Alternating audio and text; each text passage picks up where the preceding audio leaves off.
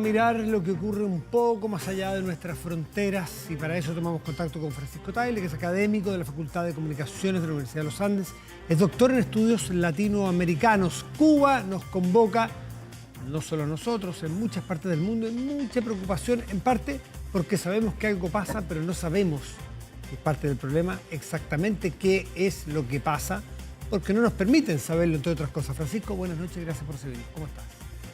Buenas noches, Matías. Gracias por la invitación. Bueno, sabemos algunas cosas que el régimen tuvo que de alguna manera aceptar porque no le quedaba otra, porque había evidencias. Por ejemplo, la muerte de una persona, la cantidad de detenidos que hay, entre ellos periodistas. Sino que los periodistas tengan un derecho distinto a las personas, ni que haya que resguardarlos más que las personas. Pero periodistas que se les encarcela por hacer su trabajo, por informar.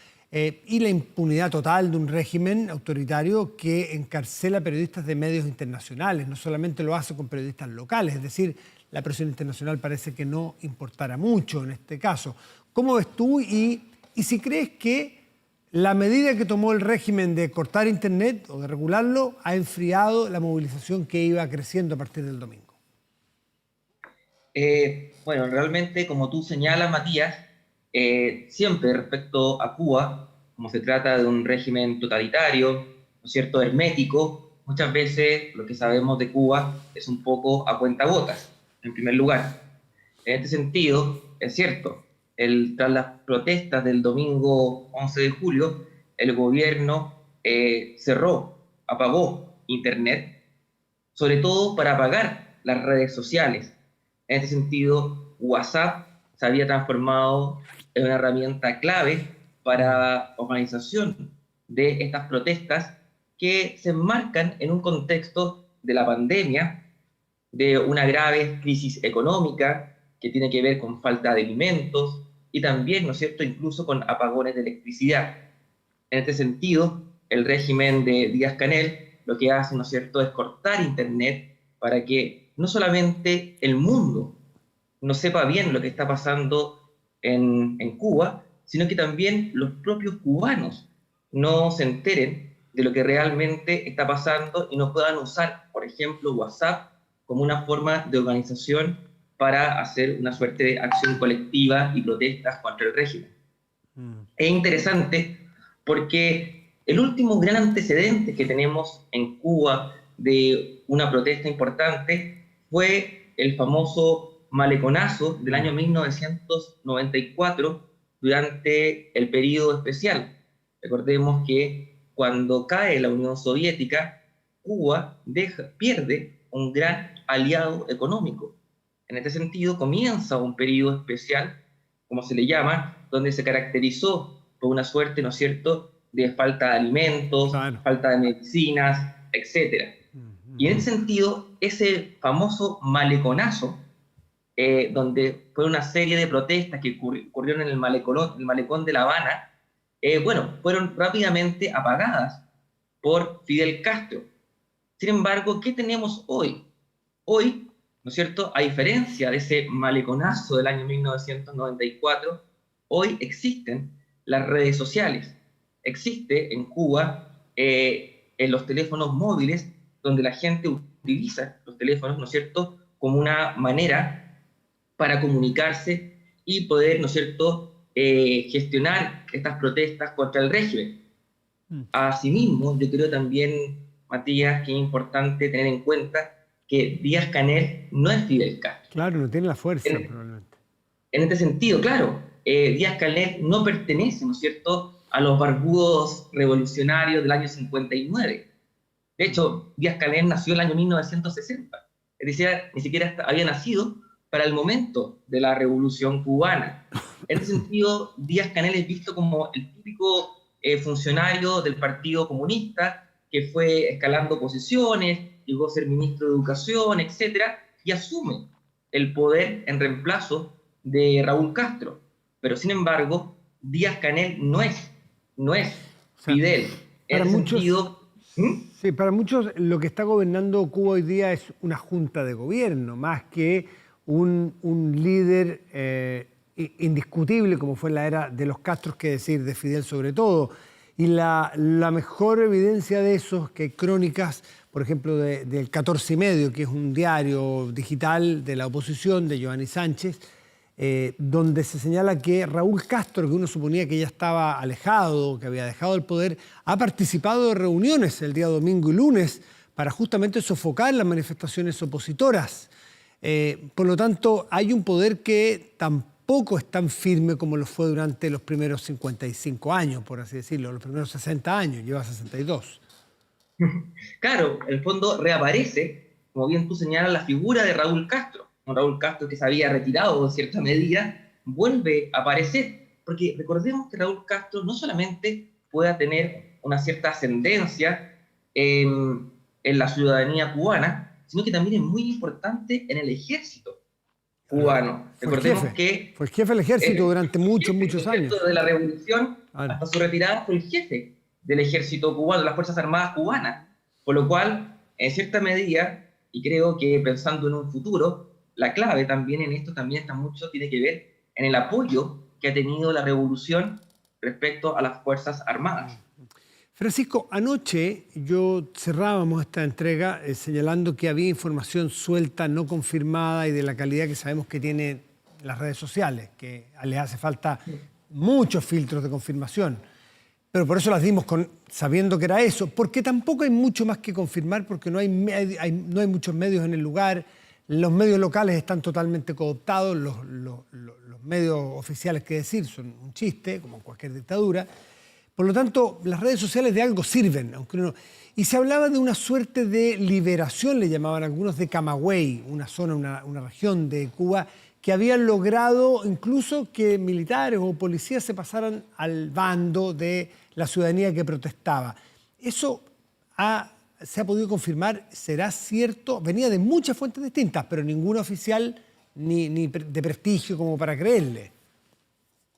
Bueno, hasta el momento, claro, yo también he seguido redes sociales de algunos disidentes cubanos, etcétera, ¿no es cierto? Otro día digital que tú mencionabas de Giovanni Sánchez, etcétera, donde, claro, se ha dado como a entender que podría haber cierto movimiento en las fuerzas de orden y seguridad, pero hasta el momento, en realidad, no ha pasado más de cierta información que corre por ahí en las redes sociales sin ningún registro. Pero sin embargo, y volviendo a ese tema, Matías, de las redes sociales, hay que tener en cuenta también que estas protestas no solamente tienen un aspecto de crítica por la situación económica, ¿no es cierto?, y sanitaria que está viviendo Cuba. Recordemos que si bien Cuba es el único país de Latinoamérica que supuestamente desarrolló una vacuna, ¿no es cierto? Sin embargo, el manejo de la pandemia, ¿no es cierto?, ha recibido bastante crítica, sobre todo por la, ¿no es cierto?, la atención a los pacientes. En ese sentido, esta protesta hay que tomar en cuenta que también tiene un aspecto cultural, que es muy interesante, Matías, también tomar en cuenta. Yo no sé si has escuchado esa canción, Patria y Vida. Sí, ¿cierto? claro, todo el movimiento cultural San Isidro que hay ahí. Exacto, ¿no es cierto? Este movimiento cultural que es, ¿no es cierto?, son afroamericanos, pobres, que viven en un barrio de La Habana que se llama San Isidro, que es uno de los barrios también más pobres de La Habana, donde es como una suerte como de movimiento cultural que busca, ¿no es cierto?, mediante el diálogo y expresiones artísticas, tratar de democratizar Cuba. En este sentido, este movimiento San Isidro ha sido también, desde su inicio, fuertemente perseguido. En este sentido, su líder, ¿no es cierto?, Manuel Otero, estuvo encarcelado, algunos, ¿no es cierto?, han tenido problemas con las autoridades, etc. En este sentido, creo que también hay un aspecto interesante en estas protestas que tienen un aspecto cultural, que quizás la del maleconazo de 1994 no la tuvo. Sí, por último, Francisco, hablábamos sobre la eventual desintegración o que se vayan desacoplando al régimen militares, policías, que pudiesen pasarse al bando de los manifestantes. Bueno, y allí el régimen estaría en problemas mucho más grandes. Hay un caso que se ha sido dado a conocer esta tarde, que es la dimisión, o sea, renuncia del viceministro del Interior de Cuba, no es poco, por desacuerdos al uso excesivo de la fuerza contra los manifestantes. Entonces, me gustaría saber cómo se puede interpretar el que el viceministro del Interior diga, ¿sabe qué? Al régimen de comunista o de Díaz-Canel, yo me salgo porque estimo que la represión o el uso excesivo de la fuerza no es aceptable contra los manifestantes. No sabemos qué va a pasar con él. No sé si se va a ir a Miami, si va a pasar a la oposición, si lo van a fondear como en su momento fue a Robaina o fue a Laje o lo que fuere, pero ahí hay una señal interesante a seguir. Este señor se llama Jesús Burón, el general Jesús Burón, Tibat. Claro, el general José Manuel Burón, ¿no es cierto? Claro, ¿no es cierto? Que él señala que las protestas del 11 de julio fueron protestas donde hubo un exceso, ¿cierto? Un exceso de fuerza. Sin embargo, esta declaración del general Burón le costó exactamente, por lo menos lo que señala, creo que esto lo dijo hace poco el diario ABC de Madrid, sí, ¿no es cierto? Tal cual. Una noticia que le costó el cargo. Bueno, en realidad, claro, hay ciertas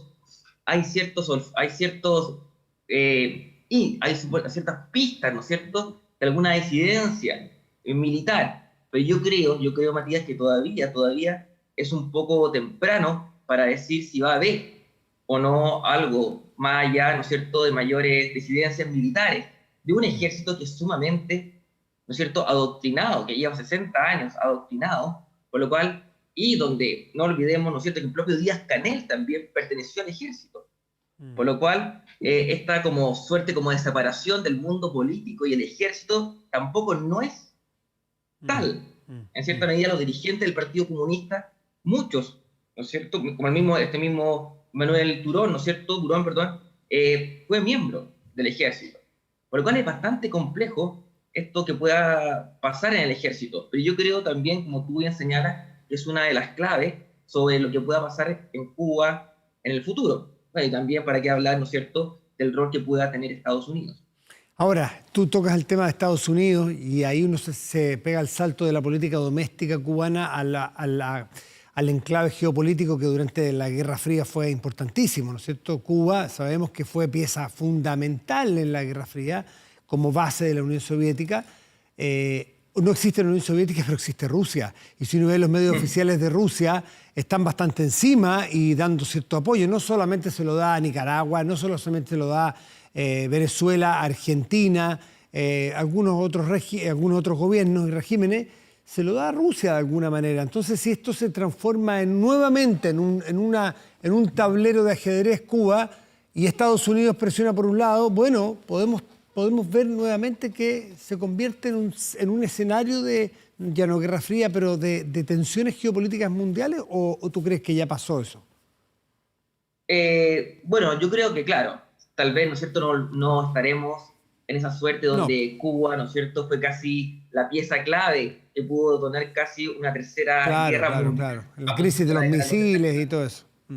Claro, pero sin embargo es bastante curioso, por ejemplo, la crítica que hace Díaz-Canel al gobierno de Joe Biden. Porque resulta que Díaz-Canel acusa, en cierta medida, a la administración de Biden de estar detrás, ¿no es cierto?, de estas protestas, de haber influido a través de Twitter, el hashtag, ¿no es cierto?, SOS Cuba, etc. Pero sin embargo, lo que olvida Díaz-Canel es que el mismo equipo de Biden fue el mismo equipo que estuvo detrás de Obama, claro, para cuando se abrieron, ¿no es cierto?, o se abrió en cierta medida un poco de relaciones entre Estados Unidos y Cuba. Claro, Recordemos que con Obama, ¿no es cierto?, se puso nuevamente una embajada. Se restablecieron las relaciones diplomáticas allí. Exacto, se estableció la relación diplomática, se sacó a Cuba del listado de países terroristas, también, ¿no es cierto?, los vuelos internacionales entre Cuba y Estados Unidos volvieron a suceder, volvieron a aparecer cruceros, etc. Y todo esto, con la llegada de Trump, cambió radicalmente y Cuba volvió al listado de países terroristas, se volvió puso nuevamente rígido el embargo, etc. Por eso es bien curioso, ¿no es cierto?, que Díaz-Canel critique tanto al gobierno de Biden, siendo que, ¿no es cierto?, muchos de los funcionarios de Biden fueron los mismos funcionarios de Obama. puede perder un potencial amigo, aliado, socio de futuro del régimen cubano, pero cuando está desesperado también tiene que utilizar lo que tiene a mano, que es criticar a Estados Unidos, que ha sido siempre también el blanco de crítica desde La Habana para culparlo de buena parte de sus problemas. Claro, pero sin embargo, lo que uno ha podido enterarse por medio de la prensa es que hay un sentimiento, ¿no es cierto?, en la ciudadanía cubana, que ya el argumento del embargo ya no tiene el mismo peso que antes. Y hay un sentimiento en la ciudadanía cubana que esto ya se trata de un problema interno, de mal manejo económico, de mal manejo de la pandemia, por lo cual el argumento clásico del embargo de Estados Unidos que asfixia la economía, que si bien existe, por supuesto, y Claro. que ha sido 29 veces condenado por la Asamblea General de la ONU, sin embargo, ese argumento ha perdido un poco de fuerza. Bueno, Francisco, te queremos agradecer como siempre esta conversación para tratar de entender mejor y ver desde otros ángulos lo que está ocurriendo en Cuba. Noticia totalmente en proceso, totalmente dinámica y que para nada ha terminado lo que partió este domingo 11. Puede haber bajado en intensidad, pero probablemente quedan acontecimientos por conocer. Francisco, muchísimas gracias y buenas noches. Muchas gracias a ti, Matías. Que te vaya muy bien.